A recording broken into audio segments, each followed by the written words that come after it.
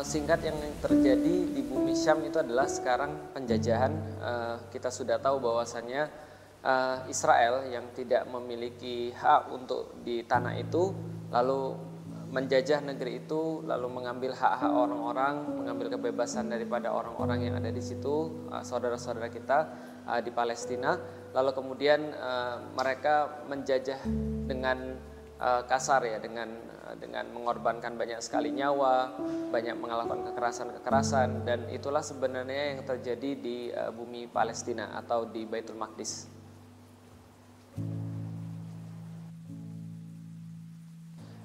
Ada banyak yang kita bisa lakukan untuk membantu saudara-saudara kita di Baitul Maqdis. Yang paling rendah tentu saja adalah dengan punya awareness, punya sebuah kesadaran bahwasanya kita memiliki saudara-saudara di Baitul Maqdis. Dan ini yang Rasulullah Shallallahu Alaihi Wasallam sampaikan kepada para sahabat, karena di zaman Rasulullah pun para sahabat menyaksikan Baitul Maqdis dalam keadaan terjajah.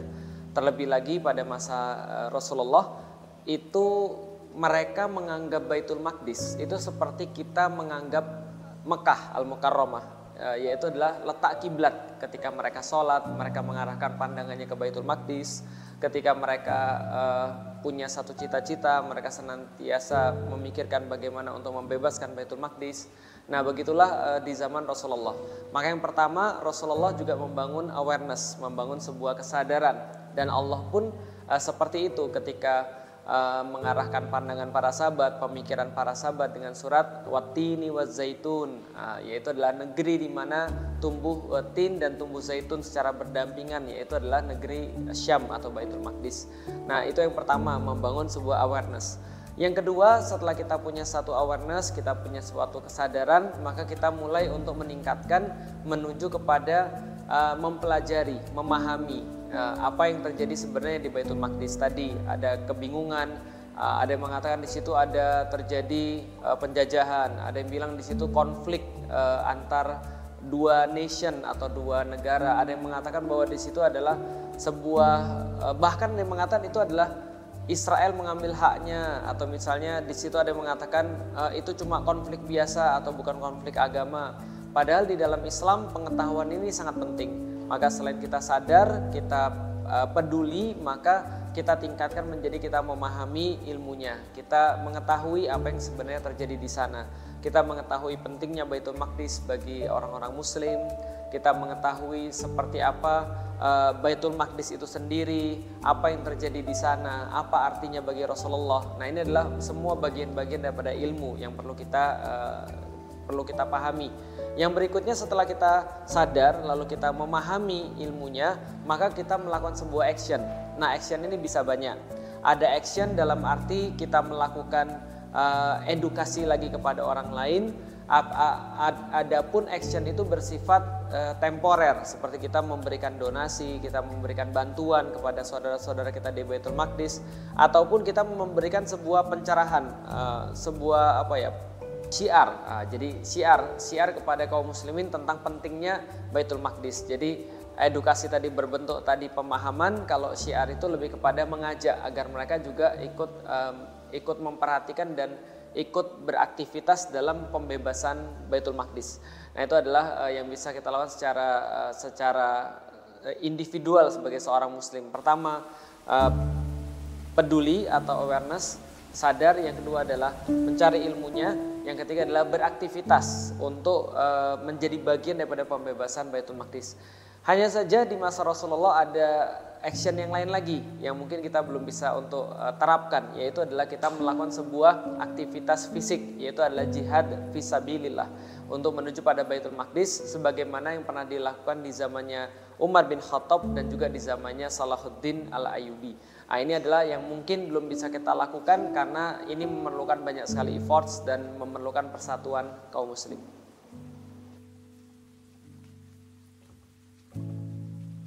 Permasalahan di Tanah Syam tidak akan selesai atau tidak selesai-selesai. Pertama, karena gini, sesuatu yang berharga itu pasti akan menarik perhatian banyak orang. Nah, itu yang pertama. Bahwasanya Syam ini bukan hanya bagi orang-orang muslim. Kita tidak hanya bicara orang-orang muslim, tapi juga orang-orang selain muslim pun mereka juga menyadari bahwa Syam ini adalah tempat yang sangat penting. Mereka mengatakan Syam itu adalah crossroads of the world. Jadi simpangan daripada seluruh dunia. Nah, makanya tempat penting ini pasti akan memancing konflik. Sebagaimana ya kayak di Indonesia misalnya, kalau ada tanah terletak di Golden Triangle misalnya di Jakarta, ya pasti itu akan memancing banyak konflik dibandingkan dengan tanah misalnya di daerah mana gitu, misalnya ujung mana gitu. Nah, yang pertama adalah karena berharga. Karena berharga itu maka akan ada konflik-konflik terus-menerus yang ada di sana. Yang kedua, karena karena sebuah kisah di dalam dunia ini kan sebenarnya kan sudah ditentukan ya. Dan memang kalau kita bicara tentang episode-episode kehidupan dunia itu mengambil tempat yang cukup banyak adalah di daerah Syam. Itu dari zaman awal sampai dengan zaman akhir. Maka Rasulullah Shallallahu Alaihi Wasallam pernah mengatakan bahwa Syam ini adalah tempat berpencar dan tempat kembali. Artinya kalau kita bicara tentang tempat berpencar, ya berpencarnya ajaran para nabi itu dari Syam, lalu kemudian akan kembali juga akan ke sana. Maka kaum muslim dikatakan bahwa akan berpusat di daerah Syam. Itu merupakan sebuah prediksi daripada episode daripada kejadian-kejadian di dunia. Jadi karena pentingnya, yang kedua karena memang secara time, secara waktu memang akan terjadi peristiwa-peristiwa penting di sana. Nah, yang berikutnya yang bisa kita sampaikan juga, kenapa terjadi konflik di sana?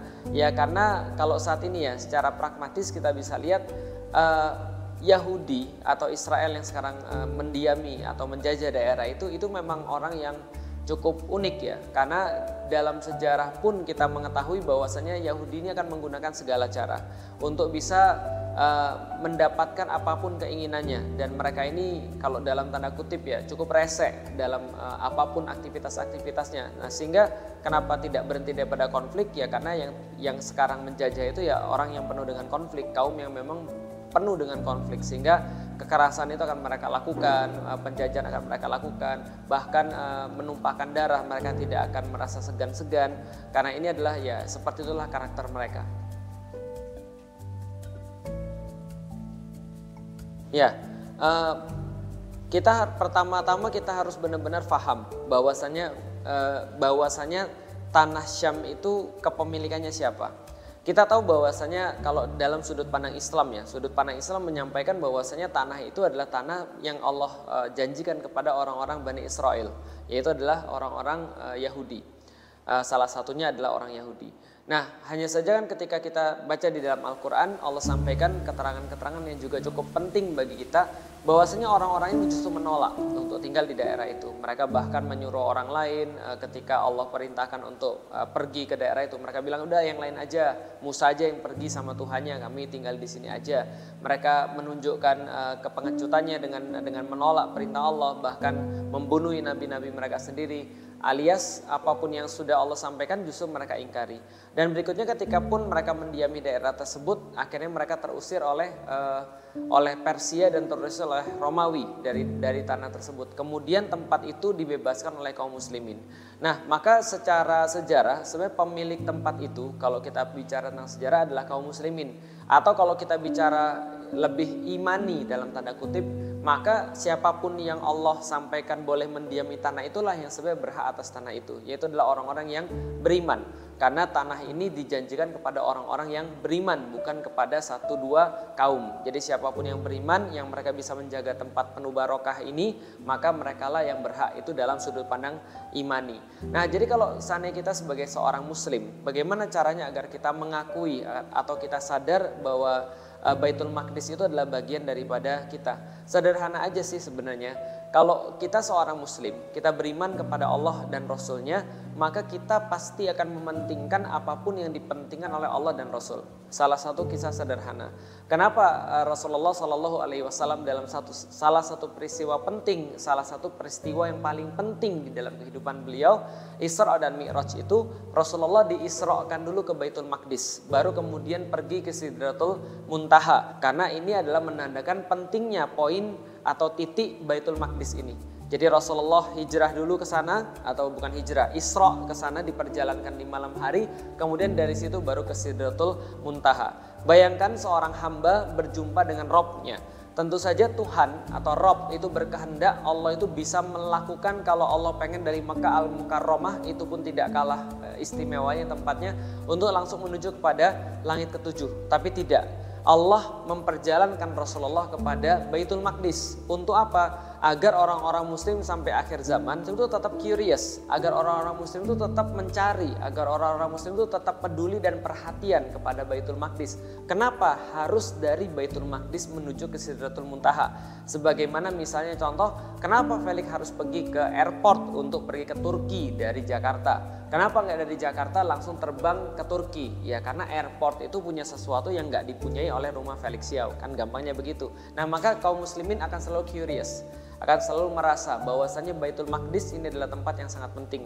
Lah kalau seandainya Allah dan Rasul saja memandang penting Baitul Maqdis, dan kalau itu sudah disampaikan kepada kita dan bagi kita tidak relate ataupun kita tidak penting, pertanyaannya apalagi yang bisa membuat kita penting? Mungkin adalah cuma tidak biasa aja ya. Karena contoh kayak gini misalnya, orang-orang muslim pasti akan peduli pada Mekah Al-Mukarramah, pada Ka'bah. Kenapa? Tiap kali dia lihat Ka'bah di TV, dia sholat, dia lihat gambar Ka'bah, mana-mana dia lihat gambar Ka'bah, dia merasa relate dengan Ka'bah karena dia mau untuk pergi ke sana. Ya Allah, andaikan aku bisa sujud ke sana. Ya Allah, andaikan aku bisa pergi ke Mekah. Ya Allah, andaikan suatu hari nanti ada yang mau ngajak aku ke Mekah dan seterusnya. Nah, itu menjadi sesuatu yang relate karena terus-menerus diulangi. Dan pada zamannya Rasul, kaum muslim itu kayak gitu. Jadi ketika mereka merasa senang, mereka bilang andaikan aku pergi ke Baitul Maqdis, ya Allah andaikan besok aku bisa pergi ke Baitul Maqdis, dan seterusnya dan seterusnya dan seterusnya. Karena mereka dididik dan terbiasa. Nah mungkin kita kurang relate karena kita kurang terbiasa aja kali ya.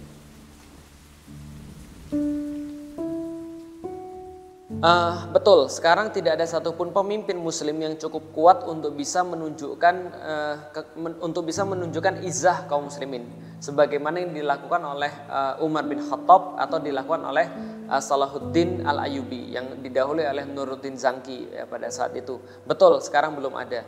Hanya saja apakah itu boleh menjadikan kita untuk berjihad fisabilillah untuk ke sana? Nah, pertama-tama perlu kita sampaikan dulu bahwasanya tidak ada satupun larangan untuk berjihad ke sana, apalagi bagi orang-orang yang ada di Baitul Maqdis. Bagi orang-orang yang sudah diperangi, tentu saja mereka berhak untuk membela diri. Jihad defensif namanya di dalam Islam, tentu saja dalam kitab-kitab itu semuanya diatur. Nah, kalau misalnya bagi kita secara pribadi, maka apakah kita boleh? Maka tadi sudah saya sampaikan tidak ada satupun larangan untuk melakukan seperti itu.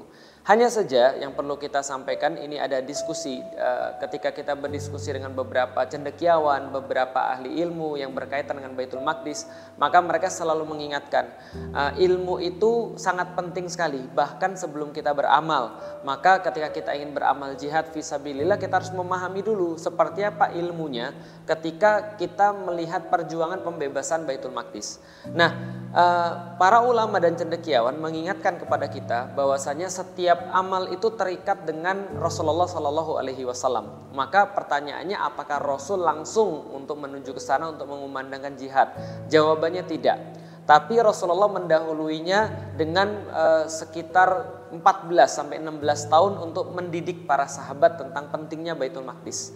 Jadi jihad ilmu itu penting sebelum melakukan jihad-jihad secara fisik. Yang sangat populer adalah pembebasan dari pikiran kita itu mendahului daripada pembebasan tanah Baitul Maqdis. Jadi freedom of mind is before freedom of land. Jadi sebenarnya ini harus kita pahami. Nah, sehingga kalau kita melihat apalagi kita yang tinggal di jauh sekali daripada Baitul Maqdis, maka ulama-ulama menyampaikan kepada kita, apa yang Anda punya di dalam kepala Anda ini jauh lebih kami perlukan daripada apapun yang Anda lakukan dengan tangan Anda. Itu yang mereka sampaikan kepada kita, walaupun tentu saja tidak ada larangan sama sekali. Toh ketika kita melihat saudara-saudara kita yang mereka berjihad secara fisik untuk membela kehormatan Baitul Maqdis, kita pun senantiasa mendoakan mereka, kita pun senantiasa ingin menjadi bagian daripada mereka. Hanya saja untuk kita yang ada di negeri yang lumayan jauh, maka yang kita lakukan adalah yang lebih utama jihad ilmu itu sendiri, atau memahami betul tentang Baitul Maqdis, dan kita menjadikan diri kita sebagai seorang yang bersiar untuk meyakinkan, untuk menyadarkan, untuk mengedukasi serta memberikan ajakan pada mereka untuk sama-sama memperjuangkan pembebasan Baitul Maqdis. Maka ketika ada sahabat yang pengen pergi ke Baitul Maqdis, Rasulullah sampaikan, udah kirim aja hadiah ke sana. Kenapa? Karena ya Rasulullah mungkin mengkhawatirkan ada fitnah yang terjadi ketika orang-orang itu pergi ke Baitul Maqdis dalam keadaan terjajah. Mereka tidak bisa beribadah secara sempurna, mereka kemudian mungkin melegitimasi penjajahan di sana seolah-olah tidak ada apapun yang terjadi karena mereka bisa bebas untuk travel di situ, jalan-jalan, seolah-olah nggak ada kejahatan yang terjadi dan kezoliman serta penjajahan yang terjadi. Itu pendapat yang pertama, bahwasanya pergi ke sana ke Baitul Maqdis pada saat Baitul Maqdis sedang terjajah itu banyak mudorotnya, memberikan legitimasi pada penjajah, bahkan memberikan devisa pada penjajah. Tapi yang paling parah menurutku ya opini itu. Jadi seolah-olah orang bilang, lu bisa jalan-jalan di sana nggak ada masalah kan? Apalagi ketika ada orang pulang cerita, Yahudi tuh baik-baik loh. Aku kemarin ke sana tuh kayak dibiarin masuk aja dan segala macam. Padahal gini, kita tuh kayak ibu kita baru ditusuk mati di depan muka kita. Lalu kemudian yang nusuk tuh ngasih uang jajan, terus kita bilang dia baik. Nah, jadi padahal kalau nggak ada dia, ada ibu kita, ya ibu kita pasti take care kita. Tapi kita merasa bahwa dia baik itu ya gara-gara cuma perkara kecil yang diberikan kepada kita. Nah itu menurutku yang paling parah, opini itu yang terjadi. Kalau andai kan ada orang yang bilang baik-baik aja kok di sana, kita happy aja, Yahudi nggak ada masalah kok, dan seterusnya. Itu pendapat yang pertama. Jadi ada banyak mudorot, ada devisa yang masuk sana, legitimasi, ada banyak fitnah yang terjadi pada kita. Ketika kita contoh misalnya sampai ke sana terus nggak boleh pergi ke masjid, atau kita bawa istri kita harus kemudian digeledah untuk sampai masuk ke masjid, atau kita sendiri digeledah, kita saksiin kaum muslimin ketika di sana digebukin, kita nggak bisa berbuat apa-apa. Ini adalah perkara yang menurutku lumayan riskan untuk pergi ke sana. Ini pendapat yang pertama. Yang kedua adalah mengatakan bahwa nggak apa-apa, pergi aja ke sana, atau nggak ada larangan kan, pergi aja. Nanti kalau kamu pergi, kita bisa dekat dengan saudara-saudara kita. Nanti Allah sudah berjanji siapapun yang masuk maka dia akan dimenangkan oleh Allah. Ini ada pendapat yang kedua. Makanya tentu saja ketika kita melihat kedua pendapat ini, kita tidak boleh untuk saling menyalahkan. Hanya saja kalau aku meyakini dan aku merasa bahwa pendapat pertama lebih kuat, yang bahwasanya kita nggak usah kesana aja dulu. Kalau kita punya uang, kita bikin program aja untuk bisa membuat saudara-saudara kita di Baitul Maqdis itu merasa tertolong, atau kita buat jihad ilmu tadi tentang Baitul Maqdis.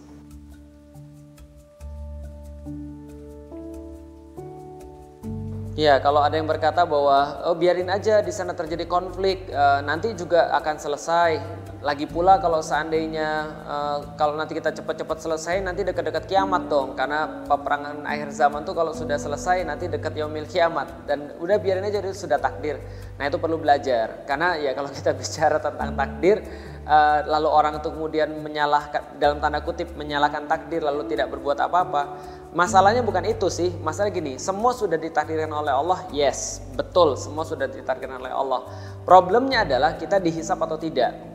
Jadi contoh ya, misalnya ada orang bilang bahwasanya itu memang sudah dikatakan di dalam hadis bahwa sampai akhir zaman pun di situ adalah daerah konflik. Betul. Dan itu kita beriman kepada takdir Allah. Pertanyaannya harusnya kan dia juga beriman kepada ayat Allah yang lain. Ketika seorang muslim misalnya memerlukan bantuan, maka bantulah dia. Itu kan ada dalam Al-Qur'an, ada dalam hadis bahwa kita satu tubuh, bahwa kita satu barisan, kita seperti tembok yang tersusun batu bata dalam tembok yang tersusun kokoh dan seterusnya. Bahwa seorang muslim adalah saudara muslim yang lain, ini semua kan juga adalah dalil gitu kan ya. Artinya takdir itu sesuatu yang pasti, tapi taat dengan Allah, dengan peduli pada saudara, itu adalah sebuah pilihan yang akan dihisap oleh Allah. Takdirnya nggak bakal dihisap, orang Allah yang sendiri yang ngasih tahu bahwa akan kejadiannya kayak begitu, bahwa Rasul sendiri Rasul sendiri yang bilang bahwa kejadiannya akan seperti itu. Hanya saja yang akan dihisap adalah kita bagaimana respons kita melihat seperti itu. Sama aja kayak orang bilang begini, ya udahlah nanti juga akan hari kiamat kok, bagaimanapun juga semua akan terjadi. Nanti kalau kiamat tuh semua juga akan hancur dan segala macam. Ya udahlah, ngapain kita punya rumah kan gitu nih, atau ngapain kita nikah, atau nanti juga kita akan mati gitu kan ya. Sama aja kayak gitu, semua manusia akan mati kata Allah. Kalau mati ngapain kita nikah dan punya anak? Nah itu beda urusannya. Jadi satu adalah urusan keyakinan kita kepada Allah, satu adalah urusan pilihan hidup kita, melihat satu kondisi yang terjadi atau respons kita, dan kita akan dihisap berdasarkan respons kita, bukan bukan berdasarkan dalil tentang yaumil qiyamah. Aku kok menyadari bahwasannya pertama ya, kalau ada orang bilang udahlah yang penting bantu dekat-dekat kita aja, jangan jauh-jauh, itu biasanya orangnya nggak bantu juga. Jadi dia cuma alasan doang, padahal dia juga yang dekat-dekat juga nggak dia bantu. Itu yang pertama. Yang kedua, kalau dia masih mengatakan bahwa orang-orang Palestina itu jauh, berarti dia memang belum merasa dekat gitu. Contoh misalnya kayak ini ya, misalnya ya, aku punya saudaraku ada di Australia, adikku. Kalau ada sesuatu yang terjadi pada adikku ya, anaknya baru lahir misalnya, aku merasa turut senang gitu kan ya. Kenapa? Karena bagiku dia dekat gitu maksudnya. Walaupun dia di Australia ya, secara fisik dia jauh. Makanya dekat atau enggak dekat tuh kadang-kadang lebih permasalahan hati daripada permasalahan jarak. Maka kalau kita tanya bahwa teman dekatmu siapa sih? Ya bisa jadi bukan yang di dekat kamu secara fisik gitu maksudnya. Sama seperti ketika Rasulullah SAW menyampaikan bahwasanya kiamat tuh dekat dengan kehidupan kita tuh kayak dekatnya kayak gini. Rasul mendekatkan kedua jarinya. Ya dekat itu maksudnya apa? Dekat itu artinya kita harus bersiap-siap dengan kiamat yang besar ataupun kiamat yang kecil, yaitu kematian kita sendiri. Hanya saja ada orang-orang yang mengatakan bahwa yang dekat aja masih banyak masalah, apalagi kenapa harus bantu yang jauh? Kita harus sampaikan mungkin kita belum merasa dekat dengan orang-orang yang ada di Baitul Maqdis. Nah kalau aku berpikir sebaliknya, bahwasanya orang-orang di Baitul Maqdis itu akan menjadi saksi di yaumil qiyamah, karena mereka adalah orang yang terzolimi di atas muka bumi, mungkin termasuk orang yang paling dizolimi. Sesusah-susah kita di Indonesia, kita masih punya KTP Pak. Tapi kalau kita bicara tentang teman-teman kita di Baitul Maqdis, mereka jangankan punya KTP, mereka dianggap hidup aja tidak gitu maksudnya. Nah ini adalah sesuatu yang bisa kita sampaikan kepada orang-orang juga, walaupun ya tadi ya orang-orang tadi yang ngomong kayak tadi itu mungkin nggak akan bisa ngerti, karena memang mereka dekat itu kalau kita punya rasa cinta, punya perhatian. Makanya menurutku sih nggak usah didebat. Kalau misalnya ada orang yang mengatakan ya udahlah ngapain kita bantu yang jauh-jauh, ya udah yang dekat aja, ya udah bantu RKA yuk misalnya gitu kan ya, bantu rumah Quran Alilay dekat nih, masih ada di Indonesia, masih ada di Bogor misalnya, atau di Jakarta nih kita ada kajian juga, yuk bantu yuk, nah gitu kan ya, ya udah nggak apa-apa, dia mau bantu yang dekat monggo, kita juga nggak menyalahkan.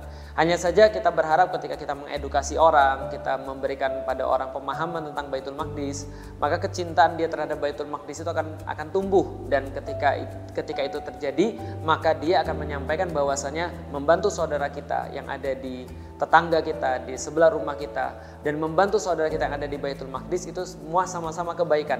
Dan kebaikan-kebaikan itu memang terkadang kita memilih berdasarkan perasaan kita. Kadang-kadang kita pikir bahwa kayaknya menurut gue dia lebih perlu deh, kayaknya menurut gue ini adalah lebih kontribusinya lebih besar deh. Ya udah nggak apa-apa, toh sama-sama kebaikan. Kalau sama-sama kebaikan, mau jauh mau dekat itu sama. Yang kita pertimbangkan perkara-perkara lain, siapa yang lebih dizolimi, siapa yang lebih menderita, dan seterusnya. Lagi pula teman-teman sekalian, kalau kita membahas tentang yang jauh dan yang dekat, dan membahas tentang yang sedikit atau yang banyak dan segala macam, itu pembahasannya tidak akan pernah habis. Kenapa? Karena masalah manusia itu selalu ada. Jadi kalau kita mau bilang gini ya, kita itu harus yang dikit-dikit dulu baru yang banyak. Yang dikit-dikit tuh nggak akan habis masalahnya, yang banyak apalagi. Kita tuh masalah yang dekat-dekat aja dulu kita beresin, baru yang di jauh misalnya.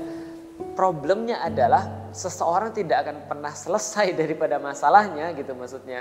Jadi yang dekat-dekat itu nggak akan pernah usai. Jadi ya udahlah, nggak apa-apa. Kalau ada yang masih bilang gitu, kita senyumin aja, kita kasih dia, ya nggak apa-apa, yuk sekarang bantuin kita yang dekat-dekat nih. Nah, seperti apa misalnya, yuk bantuin kajian, yuk bantuin ini ada orang-orang yang masih susah, ya nggak apa-apa. Kalau dia mau yang dekat, kita ajak yang dekat aja. Ya. Bagi setiap orang yang berjuang, memang kata ulama kuncinya cuma sabar. Karena kesabaran itulah yang membuat Allah tuh bersama kita. Toh kita juga mengingatkan pada diri kita sendiri, kita bukan berjuang untuk apapun selain untuk Allah. Kalau kita sudah berjuang untuk Allah, maka pembebasan Baitul Maqdis, maka kita bisa sholat futuh nanti di sana, maka kita bisa kembali untuk menyaksikan Baitul Maqdis merdeka dan segala macam, itu hanyalah bagian daripada bonus yang diberikan oleh Allah. Jangan sampai kita menjadi orang-orang yang menitik beratkan pada hasil, yaitu adalah pembebasan Baitul Maqdis, bahwasanya kita bisa melihat saudara-saudara kita di sana lepas daripada penjajahan, tapi kita lupa bahwa kita melakukan itu untuk Allah. Karena begitu kita lupa kita melakukan itu untuk Allah, maka cara-caranya pun pasti akan jauh daripada cara-cara yang diridhoi oleh Allah ataupun cara-cara yang dicontohkan oleh Nabi Muhammad SAW. Karena ingat, kita melakukan karena Allah, bukan karena bonusnya. Itu adalah yang saya selalu sampaikan pada diri saya sendiri. Jadi sabar, hanya orang-orang yang sabar yang mau untuk bisa berjuang di dalam jalan yang telah dicontohkan oleh Nabi dan dengan niatan yang sudah disampaikan oleh Allah Subhanahu wa taala. Gitu ya. Yuk, makasih. Thank you.